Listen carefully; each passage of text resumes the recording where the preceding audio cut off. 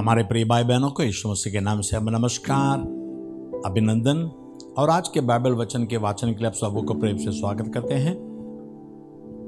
चलिए प्रार्थना करेंगे। प्यारे पिता परमेश्वर, धन्यवाद देते हैं।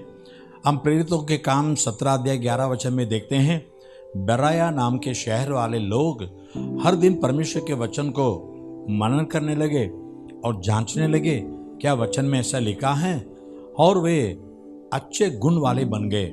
इस आज भी तेरे वचन सुनकर वचन के मतलब को, वचन के गहराई को, वचन बताने के मकसद क्या है समझकर वचन की आशीष पाने के लिए मदद कर। यीशु मसीह के नाम से मांगते पिता, आमीन आमीन। यिर्मयाह 39वां अध्याय देखने वाले हैं। अम्मोनियों के विषय यहोवा यूं कहता है, क्या इस्राएल के पुत्र नहीं हैं? क्या उसका कोई वारिस नहीं रहा? फिर मलकाम क्यों गाद के देश का अधिकारी हुआ और उसकी प्रजा क्यों उसके नगरों में बसने पाई है? यहोवा की वाणी है, ऐसे दिन आने वाले हैं कि मैं अम्मोनियों के रब्बा नाम नगर के विरुद्ध युद्ध की ललकार सुनवाऊंगा और वह उजड़ कर खंडहर हो जाएगा और उसकी बस्तियां फूंक दी जाएंगी। तब जिन लोगों ने इजरायली के देश को अपना लिया है उनके देश को इजरायली अपना लेंगे। यहोवा का यही वचन है। हे हेशबोन, हाय हाय कर, क्योंकि ये नगर नाश हो गया। हे रब्बा की बेटियों, चिल्लाओ और कमर में टाट बांधो, छाती पीटती हुई बाड़ों में इधर उधर दौड़ो, क्योंकि मलकाम अपने याजकों और हाकिमों समेत बंधुआई में जाएगा। हे भटकने वाली बेटी, तो अपने देश की तराइयों पर, विशेषकर अपने बहुत ही उपजाऊ तराई पर क्यों फूलती है? तो क्यों यह कहकर अपने रखे हुए धन पर भरोसा रखती है कि मेरे विरुद्ध कौन चढ़ाई कर सकेगा? प्रभु सेनाओं के यहोवा की यह वाणी है, देख, मैं तेरे चारों ओर के सब रहने वालों की ओर से तेरे मन में भय उपजाने पर हूं, और तेरे लोग अपने अपने सामने की ओर ढकेल दिए जाएंगे, और जब वे मारे मारे फिरेंगे तब कोई उन्हें इकट्ठा न करेगा। पर तो उसके बाद मैं अम्मोनियों को बंधुआई से लौटा लाऊंगा। यहोवा की यही वाणी है। एदोम के विषय सेनाओं का यहोवा यूं कहता है, क्या तेमान में अब कुछ बुद्धि नहीं रही? क्या वहां के ज्ञानियों की युक्ति निष्फल हो गई? क्या उनकी बुद्धि जाती रही है? ये ददान के रहने वालों, भागो, लौट जाओ, वहां चिपकर बसो, क्योंकि जब मैं एसाव को दंड देने लगूंगा तब उस पर भारी विपत्ति पड़ेगी। यदि दाग के तोड़ने वाले तेरे पास आते तो क्या वे कहीं कहीं दाग न छोड़ जाते? और यदि चोर रात को आते तो क्या वे जितना चाहते उतना धन लूटकर न ले जाते? क्योंकि मैंने एसाव को उधारा है, मैंने उसके छिपने के स्थानों को प्रकट किया है, यहां तक कि वह छिप न सका। उसके वंश और भाई और पड़ोसी सब नाश हो गए हैं और उसका अंत हो गया। अपने अनाथ बालकों को छोड़ जाओ, मैं उनको जिलाऊंगा, और तुम्हारी विधवाएं मुझ पर भरोसा रखे।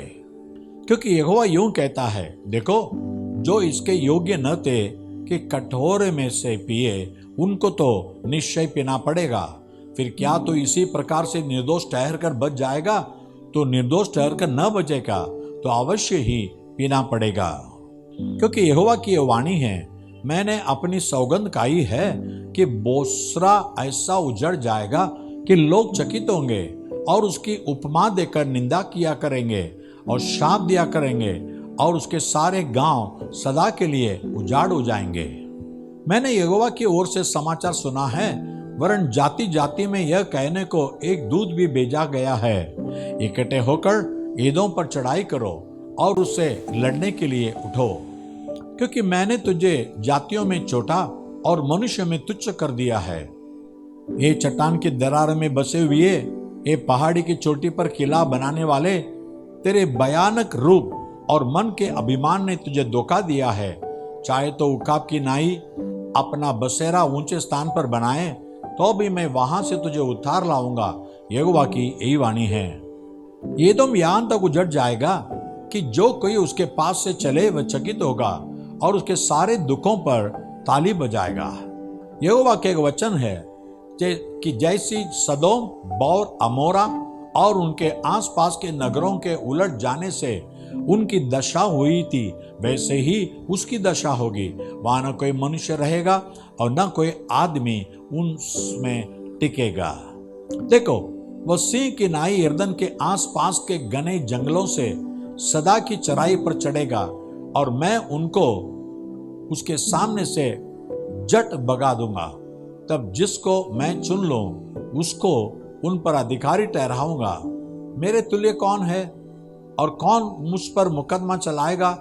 वह चरवाहा कहाँ है जो मेरा सामना कर सकेगा? देखो, यहोवा ने एदोम के विरुद्ध क्या युक्ति की है और तेमान के रहने वालों के विरुद्ध कैसी कल्पना की है। निश्चय वह भेड़ बकरियों के बच्चों को घसीट ले जाएगा, वह चराई को भेड़ बकरियों से निश्चय खाली कर देगा। उनके गिरने के शब्द से पृथ्वी कांप उठेगी और ऐसी चिल्लाहट मचेगी जो लाल समुद्र तक सुनाई पड़ेगी। देखो, वह उकाब की नाई निकलकर उड़ आएगा और बोसरा पर अपने पंख फैलाएगा और उस दिन एदोमी शूरवीरों का मन जज्जा स्त्री का सा हो जाएगा। दमिश्क के विषय हमात और अरबद की आस टूटी है, क्योंकि उन्होंने बुरा समाचार सुना है, वे गल गए हैं। समुद्र पर चिंता है, वह शांत नहीं हो सकता। दमिश्क बलहीन होकर भागने को फिरती है, परंतु कपकपी ने उसे पकड़ा है। जज्जा की सी पीड़ें उसे उठी है। हाय, वह नगर, वह प्रशंसा योग्य पुरी जो मेरे हर्ष का कारण है, वह छोड़ा जाएगा। सेनाओं के यहोवा की वाणी है कि उसके जवान चौकों में गिराए जाएंगे और सब योद्धाओं का बोलना बंद हो जाएगा। और मैं दमिश्क के शहर पनाह में आग लगाऊंगा, जिससे बेनहदद के राजभवन भस्म हो जाएंगे। केदार और आजोर के राज्य के विषय जिन्हें बाबुल के राजा नबूकदनेस्सर ने मार लिया, यहोवा यूं कहता है, उठकर केदार पर चढ़ाई करो, पूर्वियों को नाश करो। वे उनके डेरे और भेड़ बकरियों ले जाएंगे, उनके तंबू और सब बर्तन उठाकर ऊंटों को भी हाँक ले जाएंगे और उन लोगों से पुकार के कहेंगे, चारों ओर भय भय है। यहोवा की वाणी है, हे आसोर के रहने वालों, भागो, दूर दूर मारे मारे फिरो, कहीं जाकर चिपके बसो, क्योंकि बाबुल के राजा नबूकदनेस्सर ने तुम्हारे विरुद्ध युक्ति और कल्पना की है। यहोवा की वाणी है, उठकर उस चैन से रहने वाली जाति के लोगों पर चढ़ाई करो, जो निडर रहते हैं और बिना किवाड़ और बेंडे के यों ही बसे हुए हैं। उनके ऊंट और अनगिनत गाय बैल और भेड़ बकरियां लूट में जाएगी, क्योंकि मैं उनके गाल के बाल मुंडाने वालों को उड़ाकर सब दिशाओं में तितर पितर करूंगा और चारों ओर से उन पर विपत्ति लाकर डालूंगा। यहोवा की यह वाणी है। आसोर गिदड़ों का वास स्थान होगा और सदा के लिए उजाड़ हो जाएगा। वहां न कोई मनुष्य रहेगा और न कोई आदमी उसमें टिकेगा। यहूदा के राजा सिदकिय्याह के राज्य के आरंभ में यहोवा के वचन यिर्मयाह भविष्यद्वक्ता के पास एलाम के विषय पहुंचा।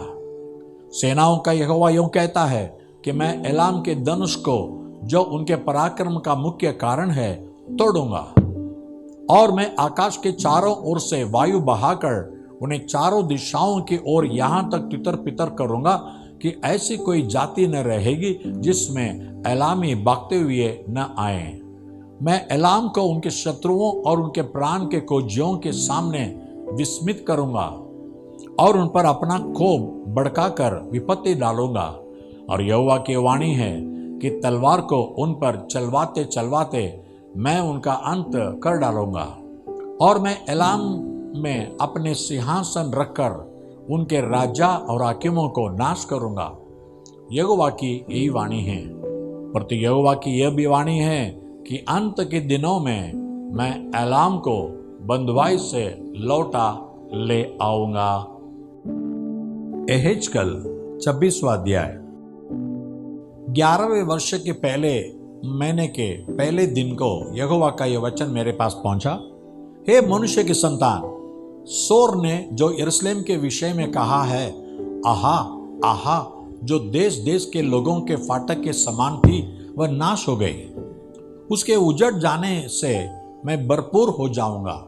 इस कारण परमेश्वर यहोवा कहता है, ये सोर देख, मैं तेरे विरुद्ध हूं और ऐसा करूंगा कि बहुत सी जातियां तेरे विरुद्ध ऐसी उठेंगी जैसे समुद्र की लहरें उठती है, और इस सोर की सैर पनाह को गिराएंगी और उसके गुम्मटों को तोड़ डालेंगी, और मैं उस पर से उसकी मिट्टी कुरच कर उसे नंगी चट्टान कर दूंगा। वह समुद्र के बीच का जाल फैलाने ही का स्थान हो जाएगा, क्योंकि परमेश्वर यहोवा की यह वाणी है, और वह जाति जाति से लुट जाएगा। और उसकी जो बेटियां मैदान में है वे तलवार से मारी जाएंगी, तब वे जान लेंगे कि मैं यहोवा हूं। क्योंकि परमेश्वर यहोवा यह कहता है, देख, मैं सोर के विरुद्ध राजादि राज बाबुल के राजा नबूकदनेस्सर को घोड़ों, रथों, सवारों, बड़ी भीड़ और दल समेत उत्तर दिशा से ले आऊंगा, और तेरी जो बेटियां मैदान में हो उनको वह तलवार से मारेगा, और तेरे विरुद्ध कोट बनाएगा और दमदमा बांधेगा और डाल उठाएगा, और वो तेरी शहर पनाह के विरुद्ध युद्ध के यंत्र चलाएगा और तेरे गुम्मटों को फरसों से ढा देगा। उसके घोड़े इतने होंगे कि तू उनकी धूलि से ढंप जाएगा, और जब वो तेरे फाटकों में ऐसे घुसेगा जैसे लोग नाके वाले नगर में घुसते हैं, तब तेरी शहर पनाह सवारों, चकड़ों और रथों के शब्द से कांप उठेगी। वह अपने घोड़ों की टापों से तेरी सब सड़कों को रोन डालेगा और तेरे निवासियों को तलवार से मार डालेगा, और तेरे बल के खंबे भूमि पर गिराए जाएंगे, और लोग तेरा धन लूटेंगे और तेरे व्यापार की वस्तुएं छीन लेंगे। वे तेरी शहर पनाह ढा देंगे और तेरे मन भाऊ घर तोड़ डालेंगे। तेरे पत्थर और कांट और तेरी धूलि वे जल में फेंक देंगे, और मैं तेरे गीतों का सुरताल बंद करूंगा और तेरी वीणाओं की ध्वनि फिर सुनाई न देगी। मैं तुझे नंगी चट्टान कर दूंगा, तो जाल फैलाने ही का स्थान हो जाएगा और फिर बसाया न जाएगा, क्योंकि मुझ यहोवा ही ने यह कहा है। परमेश्वर यहोवा की यह वाणी है। परमेश्वर यहोवा सोर से यूं कहता है, तेरे गिरने के शब्द से जब घायल लोग कराहेंगे और तुझ में गाती गात होगा, तब क्या टापू न कांप उठेंगे? तब समुद्र तीर के सब प्रधान लोग अपने अपने सिंहासन पर से उतरेंगे और अपने भागे और बूटेदार वस्त्र उतारकर तरतराहट के वस्त्र पहनेंगे और भूमि पर बैठकर क्षण क्षण में कांपेंगे और तेरे कारण विस्मित रहेंगे। और वे तेरे विषय में विलाप का गीत बनाकर तुझसे कहेंगे, हाय मल्लाहों की बसाई हुई, हाय सराही हुई नगरी, जो समुद्र के बीच निवासियों समेत सामर्थी रही और सब टिकने वालों की डराने वाली नगरी थी, तो कैसी नाश हुई है। तेरे गिरने के दिन टापू कांप उठेंगे और तेरे जाते रहने के कारण समुद्र से सब टापू घबरा जाएंगे। क्योंकि परमेश्वर यहोवा यूं कहता है, जब मैं तुझे निर्जन नगरों के समान उजाड़ करूंगा और तेरे ऊपर महासागर चढ़ाऊंगा और तू गहरे जल में डूब जाएगा, तब गड्ढे में और गिरने वालों के संग में तुझे भी प्राचीन लोगों में उतार दूंगा, और गड्ढे में और गिरने वालों के संग तुझे भी नीचे के लोक में रखकर प्राचीन काल के उजड़े हुए स्थानों के समान कर दूंगा, यहां तक कि तो फिर न बसेगा और न जीवन के लोक में कोई स्थान पाएगा। मैं तुझे घबराने का कारण करूंगा और तो भविष्य में फिर न रहेगा, वरन ढूंढने पर भी तेरा पता न लगेगा। परमेश्वर यहोवा की यही वाणी है। प्रकाशित वाक्य 13 अध्याय। और मैंने एक पशु को समुद्र में से निकलते हुए देखा, जिसके 10 सींग और 7 सिर थे। उसके सिंहों पर 10 राज मुकुट और उसके सिरों पर परमेश्वर की निंदा के नाम लिखे हुए थे। और जो पशु मैंने देखा वह चीते की नाई था और उसके पांव बालू के से थे और मुंह सिंह का सा था। और उस अजगर ने अपने सामर्थ्य और अपना सिंहासन और बड़ा अधिकार उसे दे दिया। और मैंने उसके सिरों में से एक पर ऐसा भारी घाव लगा देखा मानो वो मरने पर है। फिर उसका प्राण घातक घाव अच्छा हो गया और सारी पृथ्वी के लोग उस पशु के पीछे पीछे अचंभा करते हुए चले। और उन्होंने अजगर की पूजा की, क्योंकि उसने पशु को अपना अधिकार दे दिया था, और यह कहकर पशु की पूजा की कि इस पशु के समान कौन है, कौन उससे लड़ सकता है। और बड़े बोल बोलने और निंदा करने के लिए उसे एक मुंह दिया गया और उसे 42 महीने तक काम करने का अधिकार दिया गया। और उसने परमेश्वर की निंदा करने के लिए मुंह खोला कि उसके नाम और उसके तंबू अर्थात स्वर्ग के रहने वालों की निंदा करे। और उसे यह अधिकार दिया गया कि पवित्र लोगों से लड़े और उन पर जय पाए। और उसे हर एक कुल और लोग और भाषा और जाति पर अधिकार दिया गया। और पृथ्वी के वे सब रहने वाले जिनके नाम उस मेमने के जीवन की पुस्तक में लिखी नहीं गए, जो जगत की उत्पत्ति के समय से गात हुआ है, उस पशु की पूजा करेंगे। जिसके कान हो वह सुने। जिसको कैद में पड़ना है वह कैद में पड़ेगा। जो तलवार से मारेगा अवश्य है कि वह तलवार से मारा जाएगा। पवित्र लोगों का धीरज और विश्वास इसी में है। फिर मैंने एक और पशु को पृथ्वी में से निकलते हुए देखा।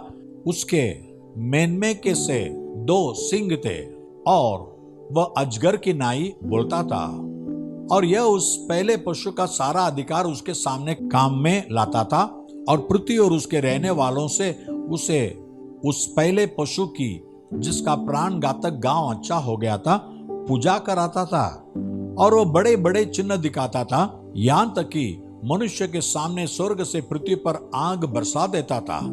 और उन चिन्हों के कारण जिन्हें उस पशु के सामने दिखाने का अधिकार उसे दिया गया था, वह पृथ्वी के रहने वालों को इस प्रकार भरमाता था कि पृथ्वी के रहने वालों से कहता था कि जिस पशु के तलवार लगी थी वह जी गया है, उसकी मूरत बनाओ।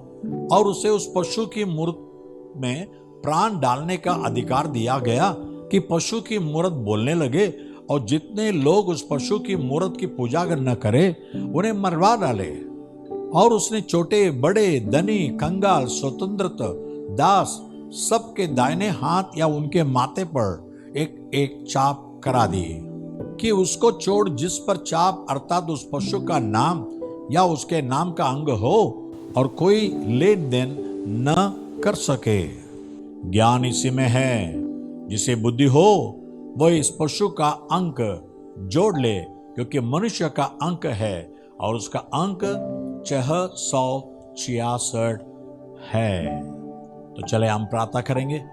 प्यारे पिता परमेश्वर, आखिरी दिनों में दुनिया में क्या क्या होने वाली है इसके बारे में भविष्यवाणी के रूप में बाइबल में एक प्रकाश वाक्य की किताब दी गई। प्रभु, इसमें अंत के दिनों में क्या क्या होने वाले हैं। आज हमने एक बात देखा कि एक पशु समुद्र से मतलब लोगों के बीच में से उठेगा, वो मरने पर रहेगा लेकिन नया जीवन पाके आएगा, सारी दुनिया के लोगों का अपने वंश में कर देगा और उसको नमन करने लगाएगा और उसके मुगुर माथे में या तो दाहिने हाथ में लगाएगा ताकि लोगों को अपने अधीन अपने पैर के नीचे दबाकर राज करेगा।